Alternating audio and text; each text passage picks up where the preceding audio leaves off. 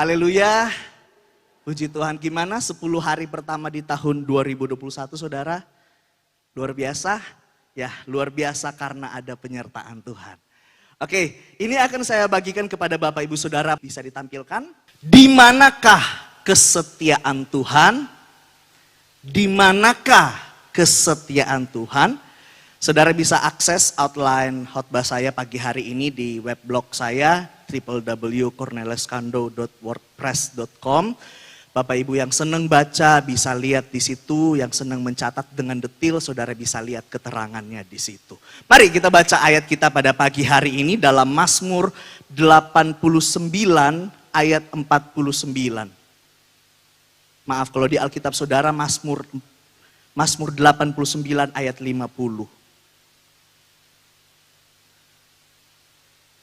Mazmur 89 ayat 50 kita baca bersama-sama Bapak Ibu Saudara. Setelah hitungan yang ketiga. 1, 2, 3. Di manakah kasih setiamu yang mula-mula ya Tuhan, yang telah kau janjikan dengan sumpah kepada Daud demi kesetiaanmu. Saudara perhatikan yang saya kasih warna kuning. Di manakah kasih setiamu yang mula-mula ya Tuhan? Sedikit saya kisahkan sejarah dari Mazmur 89. Saudara lihat bahwa di ayat yang pertama dikasih keterangan bahwa Mazmur ini ditulis oleh seorang yang bernama Etan, orang Esrahi. Nah, latar belakangnya adalah kenapa Mazmur ini ditulis? Karena Etan orang Esrahi ini dia melihat keadaan bangsa Yehuda yang ada di tanah pembuangan. Dia melihat kemudian betapa keadaan mereka begitu menyedihkan, keadaan mereka begitu terpuruk waktu itu. Nah, kemudian diisi Mazmur ini ada 53 ayat saudara, bagus sekali kalau saudara baca, kita baca di rumah kita masing-masing nanti. Nah, pemazmur ini memohon Tuhan untuk memperhatikan bangsa Yehuda. Pemazmur ini memohon Tuhan untuk memperhatikan keturunan Daud.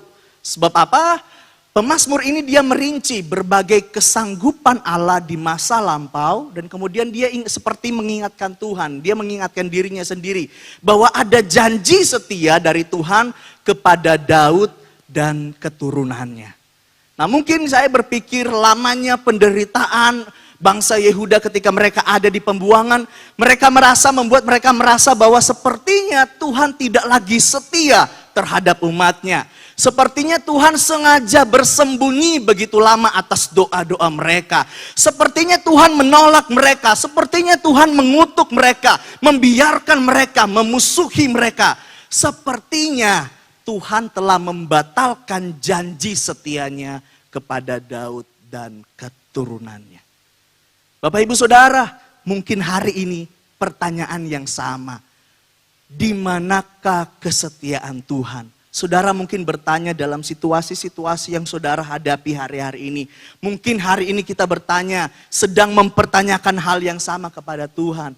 Mana bukti kesetiaanmu Tuhan? Mungkin saudara hari ini adalah seorang petobat baru. Saudara itu orang yang sudah lama jadi Kristen. Saudara aktivis gereja. Saudara setia beribadah. Saudara setia melakukan firman Tuhan. Tetapi nyata-nyatanya dalam kehidupan saudara ketika pandemi COVID-19 datang. Sama-sama susahnya dengan orang lain yang gak kenal Tuhan. Kita merasa bahwa kesetiaan kita yang kita bangun bertahun-tahun kepada Tuhan, sepertinya dalam masa-masa kesukaran ini kita tidak bisa melihat balasan yang setimpal atas kesetiaan kita. Sepertinya kita tidak bisa melihat ada kesetiaan Tuhan dalam segala area dalam kehidupan kita. Tambah susah, pokoknya keadaan yang kita hadapi hari ini menjadi makin sulit. Lamanya pergumulan yang kita hadapi. Mungkin ada saudara yang sakitnya bertahun-tahun. Saudara bergumul masalah keluarga. Pontang-panting doakan suami. Doakan istri. Doakan perubahan anak-anak. Tetapi saudara lihat nihil hasilnya. Nggak ada perubahan. Apakah benar Tuhan setia? Mungkin ini pertanyaan yang sedang ada dalam kehidupan saudara. Saudara yang bekerja dalam posisi tertentu, saudara sudah sekian tahun kok lambat sekali promosinya. Padahal saudara kerja dengan jujur, saudara penuh dedikasi. Saudara mungkin berada di titik-titik di mana saudara mulai mempertanyakan, benar Tuhan setia? Apakah Tuhan menyertai saya? Apakah Tuhan baik? Atau saudara yang sedang berusaha hari-hari ini, income minim, barang-barang saudara sudah terlanjur stok, saudara kalah saing sama toko-toko yang bukan anak Tuhan. Saudara katakan, Tuhan, bukankah Engkau setia? Kenapa keadaan saya seperti ini terus? Atau mungkin saudara hari ini seorang hamba Tuhan, saudara pendeta, lagi COVID-19, saudara susah pikirkan operasional gereja.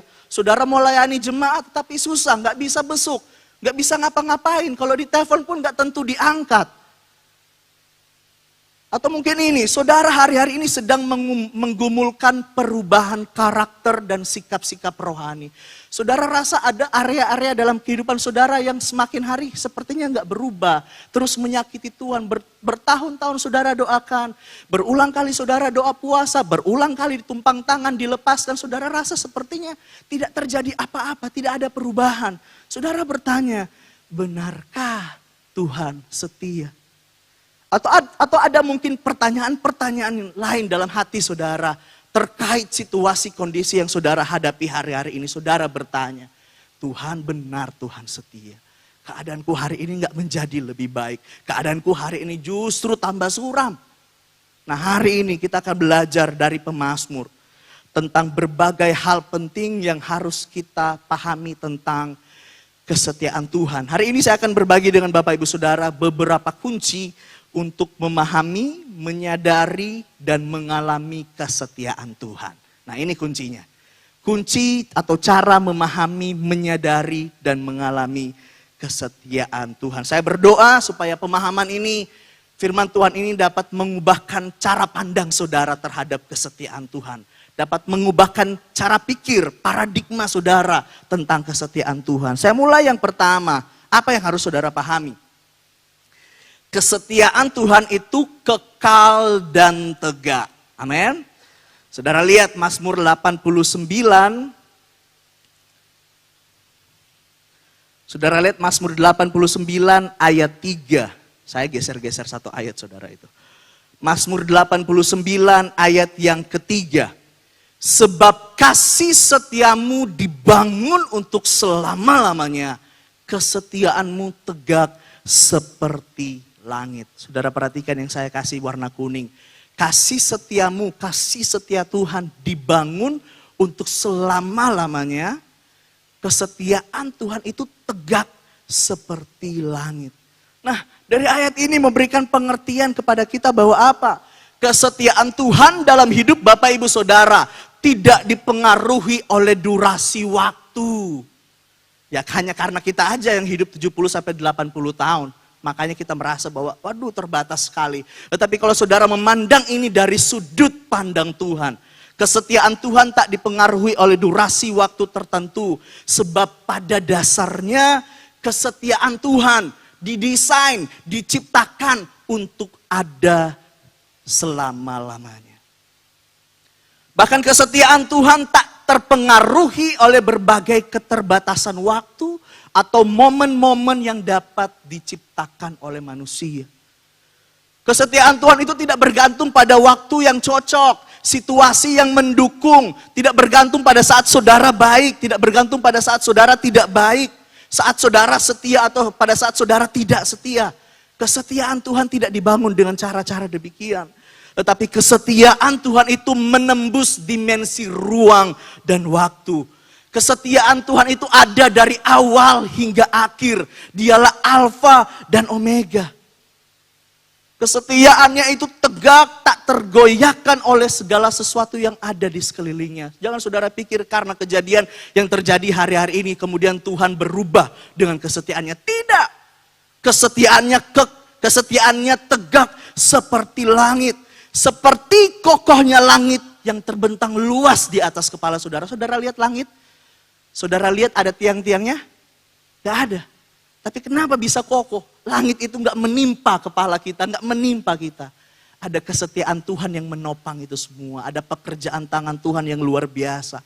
Seperti itu Tuhan menggambarkan kesetiaannya. Tidak dipengaruhi, tidak dapat dipatahkan oleh segala sesuatu yang terjadi dalam kehidupan kita hari-hari ini. Mari yang kedua saudara, langsung yang kedua. Apa yang harus kita perhatikan? Bahwa malaikat pun mensyukuri kesetiaan Tuhan. Wah, ketika saya baca ini, malaikat sekelas malaikat aja mensyukuri kesetiaan Tuhan. Saudara lihat, Mazmur 89 ayat yang ke-6. Mazmur 89, sebab itu langit bersyukur karena keajaiban-keajaiban-Mu ya Tuhan. Bahkan karena kesetiaan-Mu di antara jemaah orang-orang kudus. Awalnya saya bingung siapa yang dimaksud dengan jemaah orang-orang kudus. Tapi saya buka literatur, saya lihat beberapa catatan bahwa jemaah orang-orang kudus ini dalam Alkitab, salinan Alkitab bahasa Inggris itu banyak diterjemahkan sebagai para penghuni surga. Para penghuni surga yaitu para malaikat. Para malaikat. Jadi dapat dikatakan di ayat ini bahwa bahkan karena kesetiaan-Mu di antara malaikat-malaikat kudus di surga. Jadi saudara lihat bahwa kasih setia Tuhan, kesetiaan Tuhan ini pun disyukuri oleh makhluk Tuhan yang sekelas malaikat sekalipun saudara. Hal ini menunjukkan kepada kita bahwa makhluk yang paling dekat dengan Tuhan, yaitu para malaikat, mereka menjadi saksi, mereka menyaksikan segenap kesetiaan Tuhan.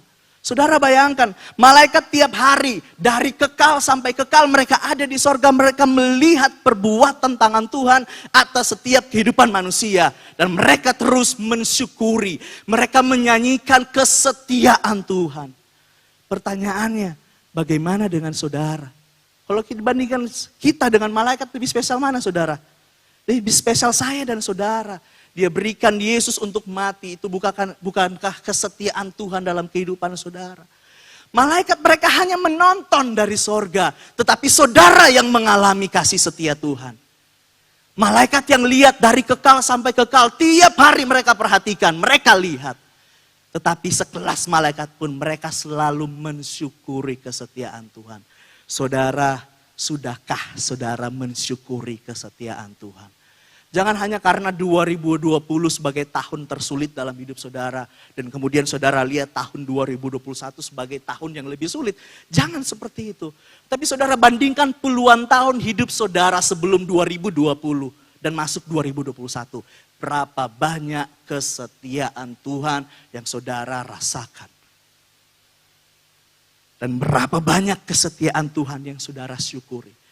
Jangan saudara cuma syukuri hal-hal yang besar. Wow, dapat rezeki, nomplok, dapat promosi. Tetapi saudara nggak mensyukuri ada nafas kehidupan, kesehatan yang memampukan saudara untuk bekerja. Bukankah itu kesetiaan Tuhan? Malaikat di sorga mereka nggak terima apa-apa, itu cuma suruhannya Tuhan. Saudara adalah orang-orang yang dikasihi Tuhan, terima seluruh fasilitas sorga. Harusnya suara, nyanyian, penyembahan saudara jauh lebih keras daripada malaikat di sorga. Karena apa? Saudara yang alami kesetiaan Tuhan. Oh, luar biasa saudara. Kesetiaan Tuhan itu bukanlah suatu hal yang mengada-ada, bukan sekedar cerita, oh katanya Tuhan itu setia. Tetapi kesetiaan Tuhan itu bahkan dinyanyikan oleh para malaikat. Kesetiaan Tuhan ini bukan sekedar pencitraan sorga saudara, bukan. Kesetiaan Tuhan ini bukan sekedar produk gereja yang ditawarkan. Oh tiap hari di GPDI Mahanaim, khotbahnya selalu khotbah-khotbah yang membangkitkan harapan semangat. Ya betul, tetapi kesetiaan Tuhan itu bukan sekedar produk yang ditawarkan gereja. Oh supaya gerejanya banyak yang datang. Oh supaya gerejanya YouTube-nya banyak viewersnya, banyak subscribernya. Bukan. Tetapi kesetiaan Tuhan udah ada dari kekal sampai kekal. Malaikat di sorga pun menyanyikan kesetiaan Tuhan. Saudara, mari kita lanjut yang ketiga. Apa yang saudara harus pahami dari kesetiaan Tuhan? Apa yang saudara harus pahami dari kesetiaan Tuhan? Mazmur 89 ayat yang ke-9. Saudara perhatikan Mazmur 89 ayat yang ke-9 dikatakan bagian yang ketiga. Kesetiaan adalah bagian yang tak terpisahkan dari diri Allah. Kesetiaan adalah bagian yang tidak terpisahkan dari diri Allah. Saudara perhatikan ayatnya sudah ada di LED, saudara perhatikan. Ya Tuhan, Allah semesta alam, siapakah yang seperti Engkau? Engkau kuat ya Tuhan, dan kesetiaan-Mu ada di sekelilingmu. Saudara, perhatikan saya bacakan lagi. Kesetiaan-Mu ada di sekelilingmu. Saya coba buka dalam terjemahan lain. Terjemahan The Passion dikatakan, yang kalimat yang saya kasih warna kuning dikatakan seperti ini dalam bahasa Inggris. Your faithfulness shines all around you. Artinya kesetiaan Tuhan itu bersinar di sekitar Tuhan. Jadi kalau misalkan saya ini, nah kesetiaan itu bersinar di sekeliling saya. Nah kalau dalam terjemahan lain saya juga coba lihat dalam Amplified. Dalam Amplified. Saudara lihat, your faithfulness surrounds you. Mudah-mudahan gak salah baca ya saudara. As an intrinsic, unchangeable part of your very being. Nah saya artikan kesetiaan Tuhan ini sebagai bagian intrinsik, sebagai bagian terdalam dalam diri Tuhan yang tidak dapat diubah dari keberadaan Tuhan. Ini saudara nih, dalamnya kesetiaan Tuhan. Nah, satu lagi saya cari dalam New Living. Dalam New Living dikatakan, you are entirely faithful. Dikatakan Tuhan itu sepenuhnya setia. Tidak ada bagian dari diri Tuhan yang kosong. Sepenuhnya yang ada dalam diri Tuhan adalah setia. Nah, dari ayat ini kita bisa lihat betapa kesetiaan Tuhan ini adalah bagian yang tidak terpisahkan dari diri Allah. Kalau saudara bisa lihat ini bahwa apa? Saudara yang sedang meragukan kesetiaan Tuhan dalam hidup saudara. Dia Tuhan yang saudara percayai. Dia sepenuhnya setia. Kesetiaannya tidak terpisahkan. Mau apapun yang terjadi di muka bumi ini, tetapi tidak akan mengubahkan kesetiaan Tuhan. Tidak akan mengubahkan keberadaannya yang setia. Nah saya juga perhatikan di satu ayat lain bahwa kesetiaan ini adalah salah satu karakter Allah yang salah satu karakter yang paling menonjol dalam diri Allah. Nah tentu kita belajar ada banyak karakter Tuhan, ada banyak sifat Tuhan, tetapi ini yang paling sering kita temukan gitu. Ini yang paling sering kita lihat, ini yang paling sering kita alami. Dalam Mazmur 89 ayat yang ke-15 dikatakan seperti ini, keadilan dan hukum adalah tumpuan tahtamu. Artinya Tuhan memerintah dari tahtanya itu udah didasarkan dengan keadilan dan hukum. Nah saudara perhatikan selanjutnya. Kemudian dikatakan kasih dan kesetiaan berjalan di depanmu. Jadi saudara perhatikan apa yang dilakukan oleh Allah, apa yang disentuh oleh tangan Allah, apa yang diucapkan oleh Tuhan, kemanapun Tuhan pergi, kasih dan kesetiaan selalu ada di paling depan dari diri Tuhan. Ini yang saya katakan, kesetiaan adalah salah satu bagian karakter yang paling menonjol dalam diri Tuhan. Nah saya menarik perhatikan bahwa, saudara perhatikan dalam Mazmur 89 ini, saudara akan temukan kata kasih dan kata setia, belum sampai situ. Kita temukan kata kasih dan kata setia. Saya coba cek kenapa ya pemazmur suka sekali menggabungkan kedua kata ini, kasih dan setia. Nah saya pelajari bahwa kasih dan setia ini adalah dua hal yang tidak terpisahkan dari Allah. Saya katakan bahwa kasih Allah dapat dikatakan sebagai penggerak atau alasan kenapa Tuhan setia. Makanya selalu dikatakan kasih setiamu lebih dari hidup. Kasih setiamu, kasih setiamu. Karena kasih Tuhan itulah alasan penggerak utama kenapa Tuhan bertindak setia dalam kehidupan saudara. Nah, dari kedua ayat ini bisa kita simpulkan bahwa kesetiaan adalah bagian yang tak terpisahkan dari diri Allah.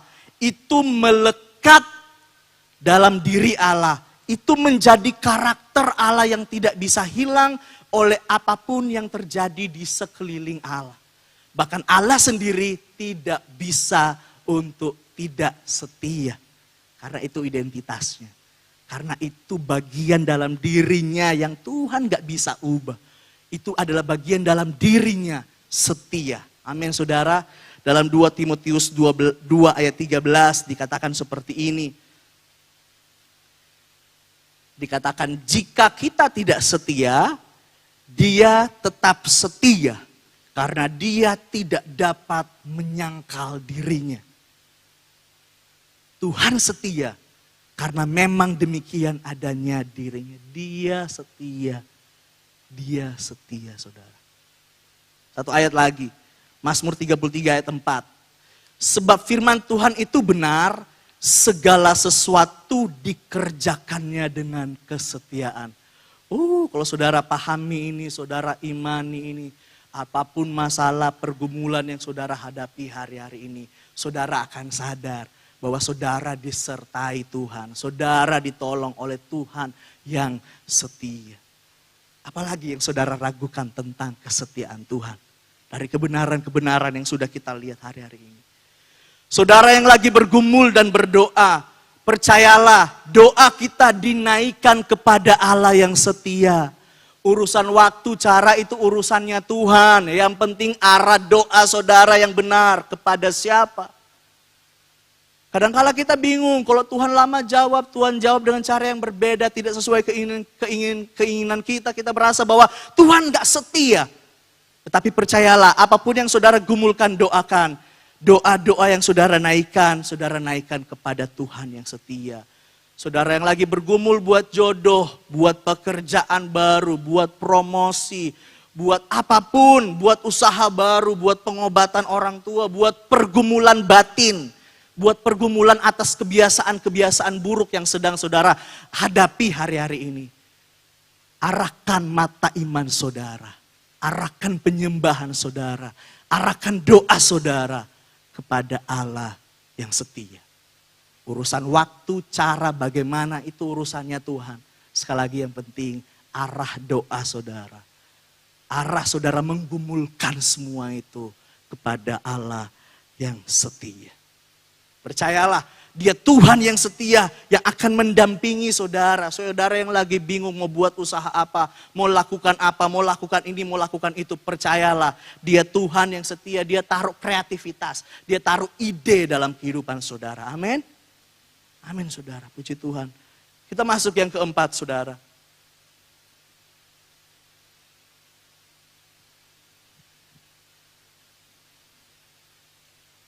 Kesetiaan Tuhan justru nyata dari bagaimana ia mendisiplinkan kita. Amin, saudara.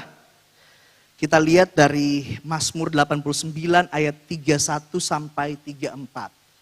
Ya, saudara lihat bahwa yang keempat ini kesetiaan Tuhan justru nyata dari bagaimana ia mendisiplinkan kita. Mungkin saudara bertanya, gimana bisa ya? Mari saudara perhatikan ke sini terlebih dahulu. Ayat 31.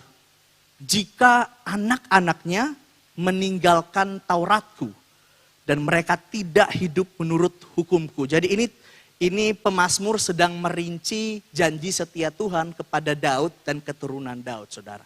Saudara bisa lihat di sepanjang Mazmur 89. Kemudian ayat 32.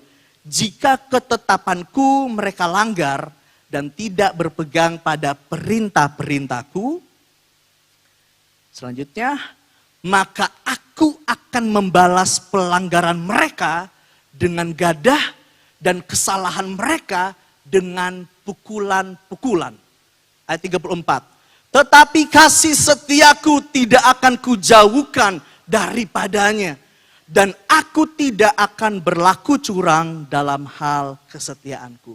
Saudara lihat yang saya kasih warna orange. Kelihatan gak bedanya ya? Oke. Saya baca lagi ayat 33, maka aku akan membalas pelanggaran mereka dengan gada dan kesalahan mereka dengan pukulan-pukulan. Nah, dari ayat ini saudara bisa perhatikan bahwa gada dan pukulan yang Tuhan pakai sebagai balasan atas dosa bangsa Yehuda bukanlah tindakan ketidaksetiaan Tuhan. Sekali lagi saya bacakan. Gada dan pukulan yang Tuhan pakai sebagai balasan atas dosa bangsa Yehuda bukanlah tindakan ketidaksetiaan Tuhan. Nah, mari kita lihat apa sih gada dan pukulan ini. Kok bisa artinya seperti itu? Nah, kalau bicara gada, saya selalu teringat tentang kisah seorang gembala. Nah, gambaran seorang gembala dalam Mazmur 23 dikatakan gada ini dipakai oleh seorang gembala untuk menggiring, menggembalakan domba-dombanya. Saudara ingat domba yang menyeleweng itu selalu akan diganjar dengan gada, akan dipukul. Tujuannya bukan untuk mematikan domba itu, tetapi memastikan bahwa domba itu kembali masuk lagi ke kawanannya dan tidak hilang. Nah, itu arti dari gada dan pukulan. Nah, apa artinya bagi kita, saudara? Ini adalah gambaran tindakan kasih dan kesetiaan Tuhan dalam wujud pendisiplinan. Saya selalu suka kata ini, pendisiplinan, disiplin. Karena di dalamnya bukan tujuannya untuk menghancurkan, tetapi membenarkan kita, memperbaiki apa yang rusak di dalam kita, apa yang tidak sesuai dengan kehendak Tuhan dalam kehidupan kita. Nah, ini adalah gambaran tindakan kasih dan kesetiaan Tuhan dalam wujud Ia mendisiplinkan saya dan saudara. Nah, ini artinya bahwa kesetiaan Tuhan justru nyata dari bagaimana Ia mendidik saudara. Bagaimana Ia mendisiplinkan saudara. Bagaimana Ia memukul saudara. Bagaimana Dia menggiring saudara. Justru kesetiaan Tuhan nyata dari bagaimana Ia mendisiplinkan saya dan saudara. Tujuannya apa? Sekali lagi bukan untuk menghancurkan kita, bukan untuk mematikan kita, tetapi tujuannya supaya saya dan saudara tidak mengulangi kesalahan, tidak mengulangi dosa-dosa yang sering kali kita lakukan. Kalau ada hari ini saudara sedang ditegur Tuhan, saudara rasa ada sesuatu dalam diri saudara diakibatkan karena kesalahan dan dosa saudara. Dan saudara rasa hidup saudara sepertinya Tuhan sedang didik saudara. Saudara jangan takut. Jangan kecewa, Tuhan sayang saudara. Tuhan sedang mendisiplinkan Bapak Ibu saudara. Hari ini jangan pandang COVID-19 sebagai malapetaka. Tetapi bersyukur COVID-19 ini dipakai Tuhan untuk cambuk kita. Yang jam doanya mati mulai ada jam doa lagi. Yang mulai hilang jam baca Alkitabnya Tuhan cambuk lagi, banyak waktu di rumah saudara. Untuk saudara mulai bersekutu dengan Tuhan. Jangan lihat setiap kesukaran sebagai bentuk murka Tuhan. Jangan lihat setiap kali saudara kemudian dibentuk Tuhan. Saudara mengalami hal-hal yang mungkin menyakitkan bagi daging saudara. Jangan saudara katakan bahwa Tuhan tidak setia. Tetapi karena Dia mengasihi saudara. Dia izinkan beberapa hal terjadi dalam hidupmu untuk mendidik saudara. Nah, kita lihat dalam Mazmur 119 ayat 75 ini bagi saya ini luar biasa saudara. Ini adalah kesadaran pemazmur bahwa penindasan atau saya katakan gadah dan pukulan sebagai bukti kesetiaan Tuhan. Saudara lihat ya perkataan ini. Mazmur 119 ayat 75 dikatakan seperti ini. Aku tahu ya Tuhan bahwa hukum-hukum-Mu adil. Ini kesadaran yang luar biasa. Gak banyak orang yang bisa sadar seperti pemazmur. Dan bahwa Engkau telah menindas aku dalam kesetiaan. Saudara, adakah seperti pemazmur? Dia sadar bahwa penindasan, pukulan-pukulan, gada dan tongkat yang dia alami. Pukulan-pukulan yang dia terima dari Tuhan. Sebenarnya dilakukan Tuhan dalam konsep besar, dalam kesetiaan Tuhan. Sekali lagi bukan untuk menghancurkan Bapak Ibu Saudara. Jangan lihat upaya-upaya pendisiplinan Tuhan dalam hidup saudara sebagai bentuk murka Tuhan. Selama saudara diberikan kesempatan untuk hidup bernafas, setiap ada teguran Tuhan, cepat-cepat balik saudara. Tuhan setia dengan kehidupan kita. Nah, saya satu lagi ayat. Ini adalah kesaksian Paulus tentang kesetiaan Tuhan. Nah, itu saya potong, tetapi akan saya bacakan 1 Korintus 10 ayat 13. Dikatakan seperti ini. Pencobaan-pencobaan yang kamu alami ialah pencobaan-pencobaan biasa yang tidak melebihi kekuatan manusia. Sebab Allah, apa saudara? Setia. Dan karena itu ia tidak akan membiarkan kamu dicobai melampaui kekuatanmu. Pada waktu kamu dicobai, ia akan memberikan kepadamu jalan keluar. Oh, ini kesetiaan Tuhan, saudara. Sehingga kamu dapat menanggungnya. Wah, luar biasa kesetiaan Tuhan. Yang saudara rasa momen-momen di hidup saudara, Tuhan gak setia. Tetapi sebenarnya kalau saudara pahami itu dari cara pandang Tuhan. Dari cara pandang firman Tuhan. Saudara akan menemukan sepanjang hidupmu. Sepanjang jam, waktu, menit, detik, tarikan nafas saudara. Itu adalah kesetiaan Tuhan.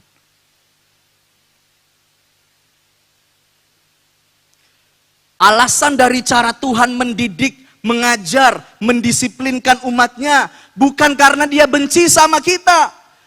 Atau bukan karena dia berlaku tidak setia dalam kehidupan kita. Tetapi justru karena ia setia. Maka dia izinkan berbagai pengalaman-pengalaman saudara hadapi.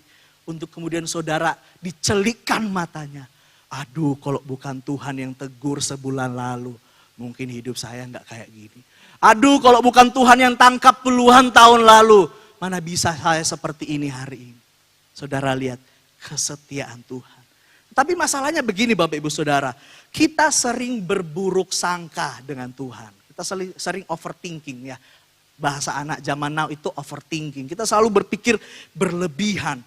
Kadangkala kita hanya menilai Tuhan dari bagaimana Tuhan bantu kita untuk dapat menikmati berkat-berkat, kenyamanan, rasa aman dan hal senang lainnya.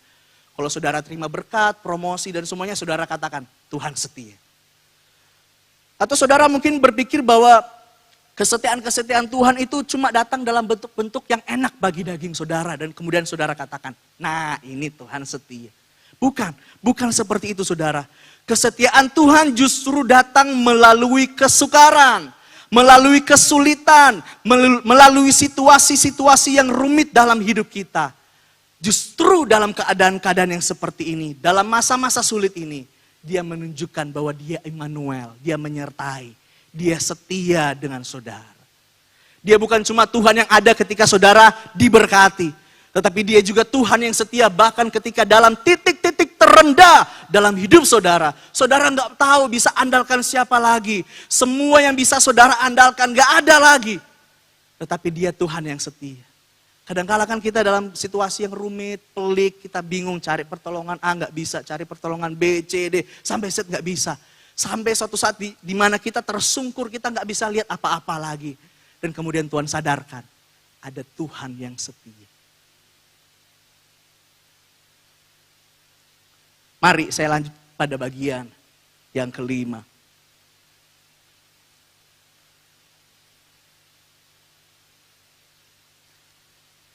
Kesetiaan Tuhan tidak bergantung pada kesetiaan, keadaan, dan fakta hidup kita. Sekali lagi saya bacakan. Kesetiaan Tuhan tidak bergantung pada kesetiaan, keadaan, dan fakta hidup kita. Saya akan mulai ini dengan sejarah ketidaksetiaan Israel dan kesetiaan Tuhan. Nah, karena Mazmur 89 ini dilatar belakangi oleh keadaan bangsa Yehuda yang ada dalam pembuangan. Saya coba buat tabelnya saudara. Baru kali ini saya khotbah pakai tabel saudara. Ternyata susahnya minta ampun. Oke. Nah, saudara lihat yang hijau, itu saya catat itu peristiwa-peristiwa atau keadaan-keadaan. Yang biru itu adalah tindakan orang Israel. Kemudian yang orange itu adalah tindakan kesetiaan Allah. Nah, kita akan rinci. Mulai yang pertama ketika Israel mereka ada di dalam tanah perbudakan di Mesir. Saudara lihat, ingat ya, saya nggak cukup waktu untuk buka satu-satu ayatnya, tapi saudara ingat-ingat ya ayat-ayatnya, kisah-kisahnya. Nah, ketika di Mesir orang Israel ini mereka ditindas begitu rupa. Generasi pertama mereka nggak ingat, generasi setelah Yusuf mereka nggak ingat lagi apa yang Tuhan kerjakan pada waktu Yusuf masih ada di sana. Ketika mereka ditindas begitu rupa, mereka berseru. Kemudian apa? Tindakan kesetiaan Tuhan. Tuhan tolong mereka, saudara. Tuhan tolong mereka. Ratusan tahun ada di tanah Mesir, Tuhan tolong mereka. Karena apa? Tuhan ingat dengan janjinya kepada Abraham, Ishak dan Yakub. Tuhan menunjukkan kesetiaannya terhadap apa yang sudah dia janjikan kepada Abraham, Ishak dan Yakub. Makanya apa? Tuhan utus Musa untuk bawa bangsa ini keluar dari Mesir. Dengan cara-cara yang luar biasa. Tuhan tunjukkan kesetiaannya. Kemudian yang kedua, saudara lihat. Peristiwa ketika mereka ada di padang gurun. Tuhan sudah tuntun begitu rupa. Tuhan sudah kasih makan, kasih minum, lihat mujizat tiap hari. Lihat berkat turun dari langit. Sepatu mereka, sandal mereka gak pernah rusak. Pakaian mereka gak pernah rusak. Butuh apa minta ngomong Tuhan kasih. Tetapi kemudian mereka semakin hari menjadi-jadi. Semakin bersungut-sungut, saudara. Semakin bersungut-sungut ini bangsa Israel. Kemudian mereka mulai lihat bangsa lain terpengaruh dengan ilah-ilah lain. Dan pada akhirnya kita lihat kok ada di kisah di mana mereka ini banyak yang protes pemimpin mereka. Waduh, Musa, Harun, ini bukan pemimpin yang baik buat kami. Banyak protes pemimpin yang Tuhan kasih. Padahal Musa yang bawa mereka keluar dari tanah Mesir. Tetapi saudara lihat kesetiaan Allah. Tuhan kasih 10 perintah Tuhan.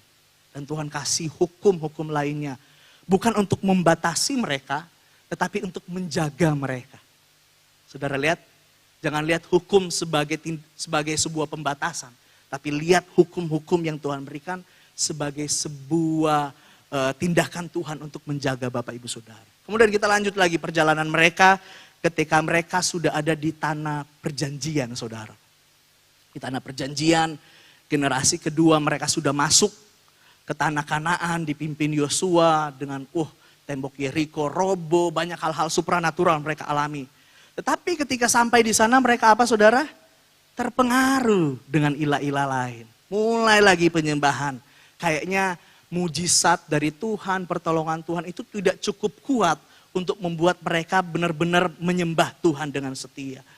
Tetapi apa saudara tindakan kesetiaan Tuhan? Tuhan terus sertai mereka untuk rebut tanah perjanjian. Dan sampai semua suku hanya tinggal tersisa kalau tidak salah 1-2 suku yang belum ambil tanah perjanjian itu. Tapi Tuhan sertai mereka sampai di sana. Nah kita lanjut sedikit lagi saudara. Di zaman hakim-hakim. Di zaman hakim-hakim ini sama lagi saudara. Mereka menyembah Allah lain. Menyembah dewa-dewa lain.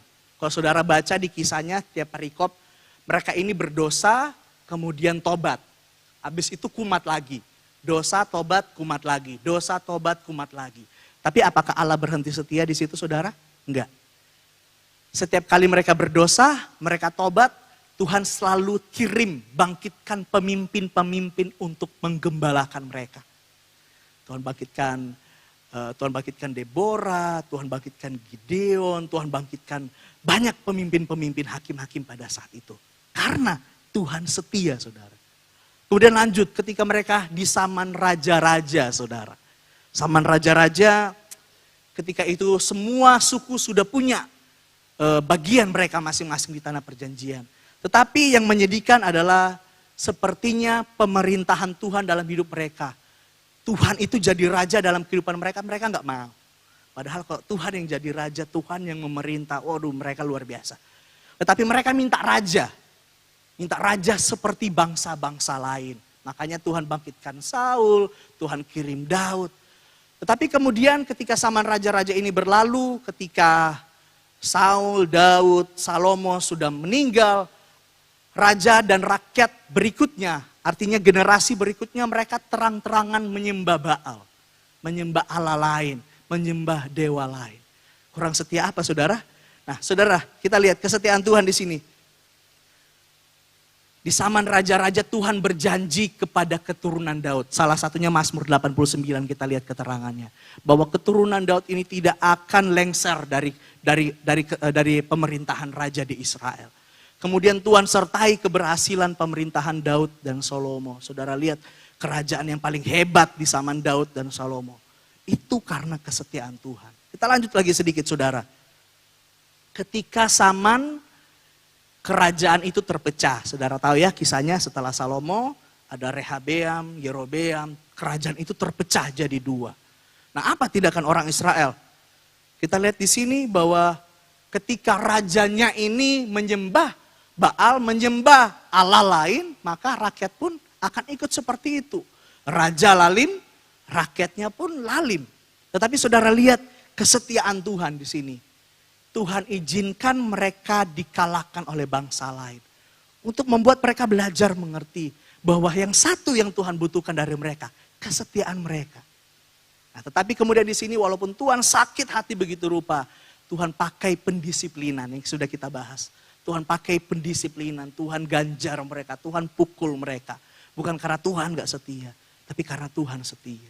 Lanjut yang terakhir, zaman ketika pra dan pasca pembuangan saudara. Saudara lihat bangsa Yehuda khususnya pada waktu itu. Mereka ini ditindas begitu rupa ketika mereka diangkut ke tanah pembuangan. Aduh, keadaannya menyedihkan sekali saudara.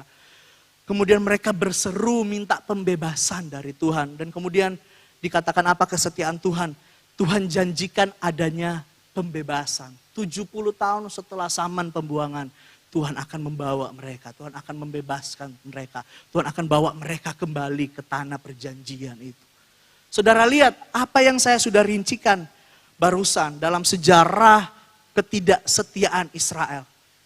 Selalu kita temukan kesetiaan Tuhan.